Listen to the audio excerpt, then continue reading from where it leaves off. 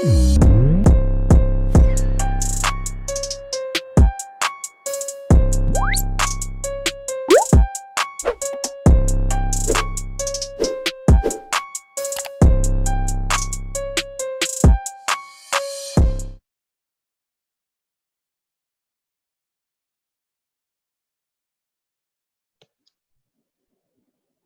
saat ini saya bersama dengan Jamarr Johnson dan juga Jarron Crump, dua pemain asal Amerika yang telah cukup lama tinggal di Indonesia. Hey Jamarr, hey Jarron, how you guys doing? What's up, guys? What's up? Yo, what's up, man? How you doing? All right, pretty good, pretty good. Today's episode is really connected to what happened in the United States recently in the last couple of days. It's very unfortunate moment, I think, for people outside looking into the United States. Let me just give you a little background. Most of us who's living outside the United States see the U.S., the America, as a symbol or as an example of how the concept of melting pot happens. You guys have African American president recently, and you guys have so many people of colors holding an important position and influence in the various industry, in sport entertainment industry especially. But then we see what happens in the US in a couple of days, and it seems like this concept of melting pot not necessarily really happening in the US right now. Something's going on that we really don't understand. Based on your guys' experience living in the United States, what really happened exactly? I mean, what kind of injustice, what kind of inequality is still not happening? Maybe Jamarr first. Okay. Yeah. Well, recently there was a death that was caught on camera. This man, George Floyd, was literally suffocated by the police. The policeman had his knee on the back of his neck after a regular arrest, and literally 3 other officers held him down. So that was like equivalent to almost 500 pounds of pressure on one man while he's in handcuffs on his stomach on the floor. And it was recorded, and people were complaining, like asking the cops to get off him. He was complaining he couldn't breathe. He was complaining he couldn't move. And this cop literally left his knee on the back of this man's neck for 3 minutes after he already passed out. He lost consciousness, and he was on the back of his neck for another 3 minutes, just sitting there, suffocating the life out of this man. And this has happened several times in this last month. Like 3 African Americans were killed by white people, 2 by the police, 1 by another civilian. And actually, this is something that's been happening for the history of America. If you grew up in America, you know that this kind of like threat of being black and encountering with the police or being around white racists is like almost an everyday experience. And it's not in the case where it's always, fatal, but you feel the oppression, you feel the racism, you feel the judgment when you are around people who just don't understand. So basically the injustice is just people of all colors now see how wrong it is to just treat any human being like that, regardless if he's black or white or what. Like no 2 human beings should be interacting in that manner. So that injustice is what has caused the outcry right now in the whole entire world. Cities all over the world now, countries all over the world now, the black people of the whole country, of the whole world are rising up and saying we want equal rights. We're not inferior to white people. We're not inferior to anyone. We're a human just like you. Just because our pigment of our skin is different doesn't mean that we're less than you. So that's kind of like what I'm taking from it. And I'm really, really happy about that, because it's something that's rising up here, or rising up in the world, where I think it's time. It's time for change. It's time to let go of this old system. It's time to let go of this mindset that any race is better than any other race. Like, it's not even, we're the human race, like regardless of our skin color. So that injustice is just, this death like has sparked a worldwide outcry for justice for all humanity, for all people of brown skin, black lives. basically. So that's my take on it, Okay. and I'm happy about that as well. Okay. Okay. Before we continue, let me just share a screen to you. Okay, this is part of a speech from Dr. Martin Luther King. It's one of the famous speeches that everybody in the whole world knows. That he has this dream back in the 1963. This is speech back in 1963. You can see the wallpaper behind me. I purposely, put a photo of Dr. Martin Luther King giving a speech. I have a dream speech in the Lincoln Memorial back in 1963. And by the time he already sees the problem with the people of color being treated by, the white counterpart in the United States. And he believed that, the movement should move progressively towards ending this kind of treatment, injustices based on the color of the skin. Let me go back to Jarron. Jarron, what happened in the United States shows so much anger from the people of color, especially the Black communities in America. What do you think the cause of this anger? Why suddenly there's like a eruption of anger towards this condition, especially propagated by the death of George Floyd? Yeah, I think what Jamarr, all he said is true, and that it explains it. And from the outside looking in, I guess like the people in Indonesia and outside in different countries, maybe they're confused to think it's just we're angry about this one person, George Floyd, dying. But yeah, it's like Jamarr said, it's a build up of many years. And yeah, like you said, just in the last few months, many lives just been taken the way they weren't supposed to do. So I think that's why people are so angry, because it's just like a build up, when you're so mad, like we had enough, basically. So this is the way they must act to let the people know we had enough, so it can be change happening and it can help our people. So yeah, that's the biggest thing. Like, is why it's so big now. It's not just because of this one guy. We're definitely sad and angry. I wish it wouldn't have happened to him, and I feel for his family. But it's a build up of all the people, going back to even the speech where you said, and Martin Luther King. Yeah, and it's crazy. We're here in 2020 now, and it's still happening. But yeah, like Jamarr said as well, I'm happy it's happening because yeah, enough is enough, and it's time for us to see a stop against all racism and social injustice. Yeah, something really interesting for me though, especially if you watch the history of the United States. Just a few years back, as I said in the opening statement, just a few years back, America shows the world that we have a problem with racism, quite under control. Look at us, we have a black president now. Back in 2008, right, when Obama elected as president. And everybody in the world sees, all right, if America can progress, everybody in the other world too can progress. What happened after Obama? What happened until, right now it seems like you can still segregated in the America, it's just like living back in the 60s, there's a black and then this white. There's like big segregation going on right now. Jamarr, maybe. Yeah, I think, man. Yeah, no, honestly, yeah. No, go ahead, Jarron. No, Jarron, you go first, because I'm about to go in. Go ahead, you go. Yeah, like I don't think like necessarily like Jamarr said, it hasn't like been like stopped, I guess, since then. It's just starting to get like recorded more, and we have social media and stuff, so people are getting to see it more, is what I would say. Like, it's not like it like just happened again. I think it's still been going on. It's just starting to get recorded more, and people are being able to see it and post it everywhere. So that's why the attention is being brought to it. But yeah, I think racism, it's going on everywhere. Everywhere, man.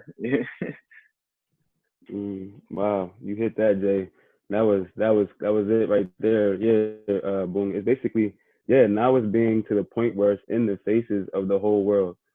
We in our communities, when you see a cop, you just kind of just tense up. You just feel tense because you don't know what's about to happen. You don't know if this cop is gonna try to pull you out your car, if you're gonna be pulled over for like an actual traffic violation, or if your life's at risk. But now it's being shown on social media and to the world that these cops are sometimes abusive. More times than not, they're irrational. they're fearful of black people just for even no reason at all, and let alone if they have an opportunity to kill one, they are taking that opportunity and doing it. Like when the situation could be resolved, like when the situation could be like talked through, or maybe a simple arrest and take the man to jail, they are taking it to the next level, and they've been doing that for the history of American existence. They, in all actuality, the police are not even, they weren't even created to bring justice. They were created back in whenever year they were created to capture and bring back runaway slaves. So the foundation of the police department is actually a racist, white supremacist like foundation. So at the root of it, like they're there to kidnap and capture black people, black slaves. That's the beginning of all police in the U.S.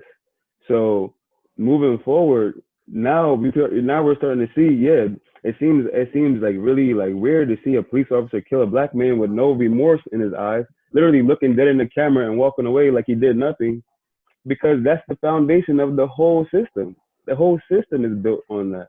The whole system is built with that understanding, and it's completely wrong, and it's completely I don't even know the words to say. It's like how can you say that the police department is for the justice and the protection of the people, but the foundation is as racist and trying to kill black people or kill minority people? Like it doesn't make any sense. So yeah, the drone hit it though. Now it's being recorded. Now people are seeing it. Like when I seen that video, like it almost was something in me that didn't even want to say anything about it, because we see this all the time. We seen so many of our black people die on camera and no one said anything. No one got arrested. We kind of just let it go over our shoulders. And even as a black man, you're scared to even talk about these things because you feel like even you're at risk for even risking for bringing attention to the fact that it's happening.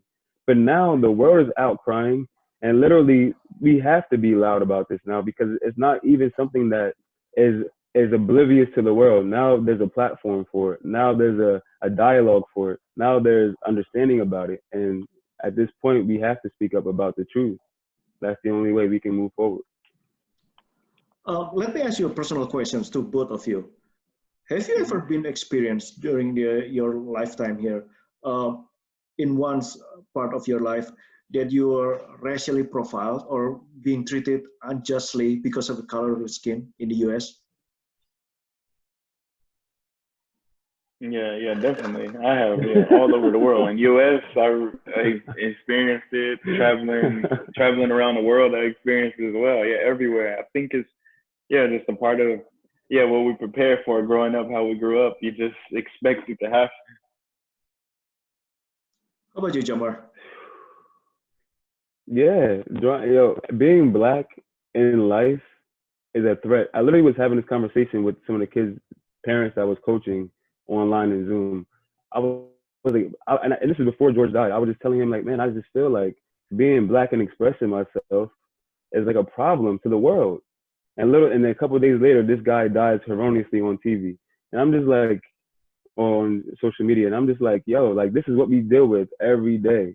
Like every single day you wake up as a black person, whether you're in America or you're in Indonesia or you're wherever you are in the world. Yep. If you're black, people would think that you're a threat, that you're a thug, that you're gonna kill them, you're gonna rob them. Man, I'm like, I haven't done anything wrong to anyone in my life. I had never hurt anyone, never tried to like fight anybody. I got in a couple of like fights, it's like teenage things, but I never tried to like hurt anyone maliciously. But as soon as you get around black people, anyone like in society, they automatically think that about you, automatically, because of the media portraying black people as the ones who are causing the problem. Lo and behold, it's the police that are in the communities causing the commotion and antagonizing these kind of like situations. Like police in America, they will antagonize you in so many ways. Like they will almost like instigate the situation to escalate it, and then as a human being, you want to defend yourself, and then things can get ugly. So yeah, no, as a black man, this is an everyday occurrence, whether we're in the US or not. Okay. Let me share another screen with you.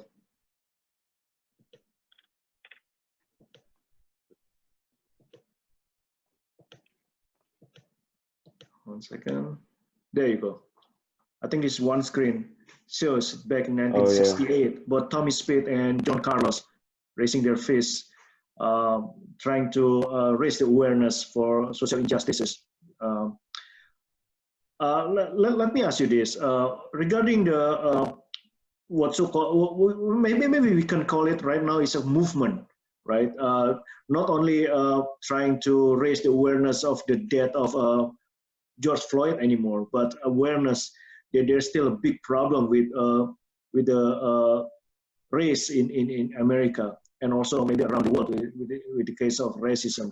What do you think this movement should go from now, going forward? Good question. The movement as far as the picture you just explained, you just showed, or the movement in general, the whole movement? Well, the movement in general, because as you can see, that picture was taken in 1968. I think people already aware, you know, that there's a problem with the ratio in the United States. And now, 50 years later, you know, we still have problem. Maybe we can say it's even worse than 1968. Maybe I don't know. But since we have this movement right now, awareness, and you can say because right now we have the social media. We have a record of black men being treated unjustly by the white cops and so on and so on. What should we do, especially the black communities in the United States, going forward from this?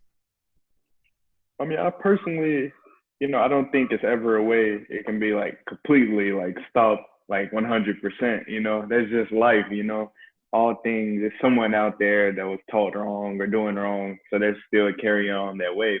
But I believe with this movement, we can make it lower. Like we can make people realize it.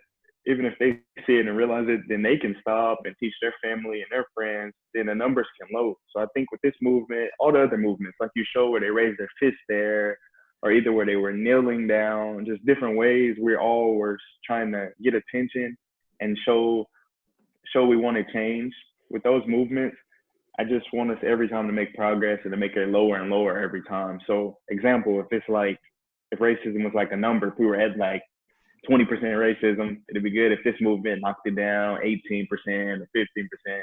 And then, yeah, we just keep going down, because it's sad to say, but yeah, it's always gonna be someone out there like that, just call it that way and don't want to change. So I don't believe it's ever gonna go away completely. But with this movement and the others, I just hope we can keep going down so the world can be better for our future. Jamarr, is it really imperative right now? Yeah, I agree. So many ways. Jamarr? Yeah. Yeah. My question for you, is it really imperative right now to make a substantial reformation to the police system, police department across United States? Absolutely. That is the foundation of a lot of the problems that the world, not only the U.S., is dealing with. This racist, white supremacist foundation. Like literally, that's the beginning of the problem, because there's a superiority that the white races, the white nationality, whatever, is getting a privilege over other people, and it's saying that they're better than every other race of people. So if we don't change that at the foundation, then we can never move forward. But I also think social reform in every area, like every industry that involves African Americans or American or Black people, should be revisited. Like in the music industry, for instance, like all these famous rappers, most of them, they don't own their own music. They make the music for the record label. So the record label owns the music. The record label then gives them a small percentage of what they make, even though they're the creators of the music. So what kind of deal is that? How is that like equally treating a person in the right way? So I think it can go across the board. I see the NBA recently they made a whole board of coaches and officials and the Coaches Association to make social and racial reform in the NBA. However that looks, because I'm not in the NBA, I don't know what that looks like at that stage. But I think social reform and radical racial equality in every stage, whether it's sports, music, entertainment, like the violations and how like the police are, handling, violators of simple right. Everything has to be equal. It can't just be black people get the worst all the time about everything. Like, what I'm saying? It has to be equal. So yeah, social reform in every area can definitely help. Just revisiting the rules, evaluating how they've been treating black people in these areas. I'm saying? Evaluating, you know, how it actually is manifesting in real life and making some changes to that for sure. Hmm. My last question is to both of you, to Jarron and Jamarr. One of the things that we want to prevent is that these things going on to the next generation. And I think education is a big part of it. Do you guys think that educational materials in the US, especially, needs to be reformed, needs to be changed? Go ahead, Jarron, you got that. Oh, you want me to take it?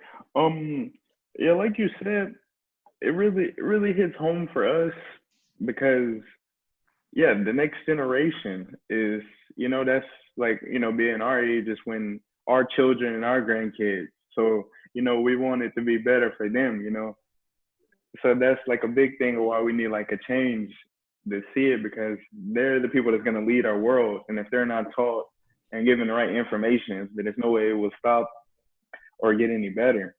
So yeah, I have like little cousins and nephews, nieces. They're all that age, and they're seeing this on TV and they're seeing this happening. And they're the future, and they're black, they're people of color. So I just think, yeah, we need to stop it the best we can now and lower it now and raise the attention so it's not carried on to the next generation. And people need to understand, like, it's not just racism period, is bad, not just white to black. I see it going on amongst different cultures and stuff too, man. It needs to be, and it starts like that. It starts with the little stuff, like at school. If you're at school and you're like, oh, I don't want to play with this kid because that or this, my parent told me that, that's that parent right there teaching that kid the wrong things, and they're taking it to school and they're thinking that's right. So that's one generation. Then they're passing on to their friend, and they're passing on to their friend. And that's how it keeps going. So I think we, at the head right now to have the attention, we just need to do our best to stop it before that change just keeps continuing. Jamarr, Yeah. from this situation, from this situation, what do you want to convey, especially as part of the Black community? What do you want to convey to the world? What this Black community wants to say exactly to the world? What happened in the United States right now, and what we can learn from this? Man, I think the Black community in the world wants to say, like, I have an analogy to kind of break it down. So let's say like your house is on fire, like your house is burning, and your family's inside the house, and you're looking for help to find people to help you, get your family out and be safe. But then someone across the street whose house isn't on fire is like, no, don't help their house, help my house. My house is. People are like, why would we help your house if your house is not on fire? Our house is burning down to the ground. My family's inside. We need help. But everyone is saying, no, protect my house. But their house is perfect. Their house has no damage. That's the state of the Black community. The Black community is on fire. We've been structurally and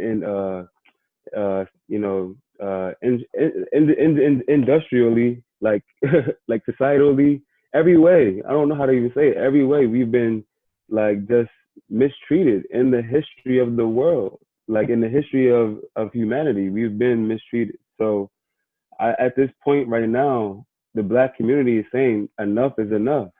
Are we going to take our blinders off? Is the world going to take the blinders off to the reality of how Black people are being treated in the world? Do you actually think that the video of this guy being killed, do you think that's wrong or not? And if you do think it's wrong, how can you personally do something to actually help not make that the mentality of you and your friends and you and your family? How can you bring that change into your own heart first, and then into your home, and then into your community?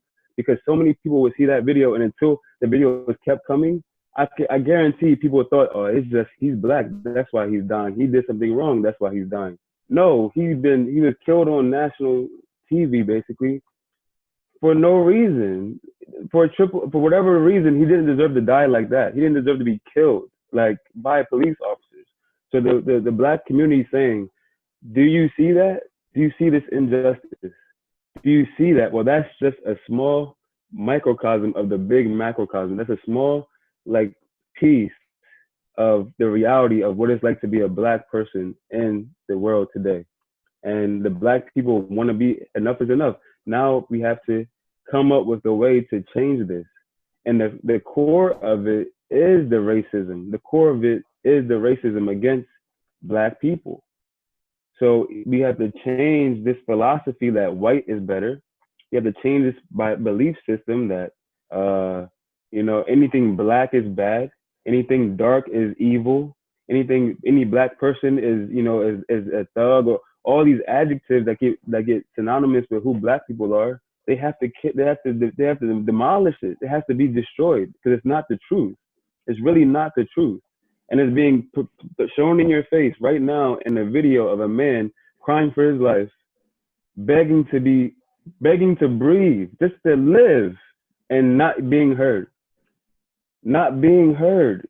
Literally, and being held down by 3 other men who could easily tell the guy, it would just get off him, like stop. That's the state of black people.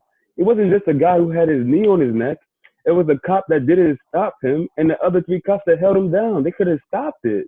Why didn't they stop it? Because that's the mentality of the world. Black people are the problem. Black people are the ones that are causing this friction in the world. No, it's not us. It's not us. We're not the problem. You can say whatever you want to say about black community. No white man has ever died like that by the police.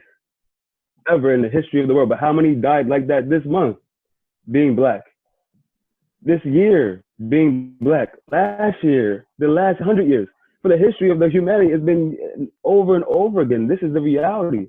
So are you going to take your blinders off, educate yourself about the truth, and realize that the state of black people in this world is not what you think it is? Okay. If that can happen, black people have succeeded in what you are trying to accomplish right now. If you or anyone else watching this video is going to be like, man, ask themselves internally, why did he die? Why didn't the other cops who heard him asking to get off because he couldn't breathe, why didn't they help? If they can ask themselves internally that question and answer it and be like, you know what, that's wrong. Okay, now we're progressing. Now we're progressing. Now as a society, we're progressing. And I'm almost like I'm so passionate about this because any black man who's seen that video, you had a choice to make. Any person who's seen that video had a choice to make. Am I going to think that this is wrong, or am I going to ignore it and act like it's normal? Because we see that happen all the time. We see black people die from the police all the time. Is this normal or is this wrong? This is completely and utterly, absolutely wrong in any way you want to cut it. Or is the world now going to hear us?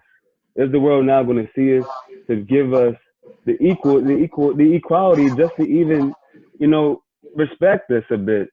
Not for being black, but just for being a human being.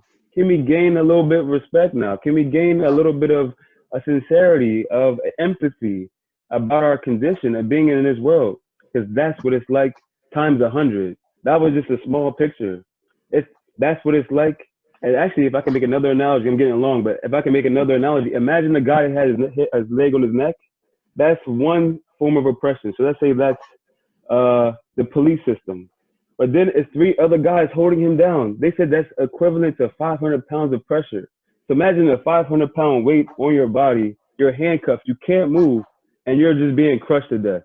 So the other police officer, that symbolizes the education system, and the other police officer, that symbolizes the banking system, and every other system that's in place that prejudices and mistreats black people. That is the state of black humanity.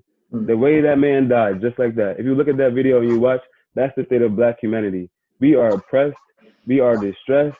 We are tortured. We are murdered. We are misjudged. We are everything you can possibly think about Black people that you can pull from the video of this man suffering. That's the reality of the whole race of Black people. Like, whether you, like, regardless if you got money or not, regardless if you live or you're rich or not, regardless if you you know, you're outside the Black community, outside the US or not, that's still your reality. Even here in Bali, even here in Indonesia, even in China, Europe, that's why Paris and everywhere in the world, there's still Black people everywhere. They feel the same thing. So to put it in a simple sentence, what are we trying to communicate? We're trying to communicate that we've been suffering. You guys been watching us suffer. Are you guys going to think that is wrong now? You knew that we suffered. You know in the back of your head that we were suffering. Simple sentence. You know that we're suffering. Are you going to take it serious now? Is it an issue to you now that Black people are suffering? Or is it just something that you want to talk about? That's the real of it. You know what I'm saying? And that's what we're talking about right now. That's why people are crying in the streets. People who didn't die. George Floyd's family is probably like 20 people or 30 or maybe 100 people.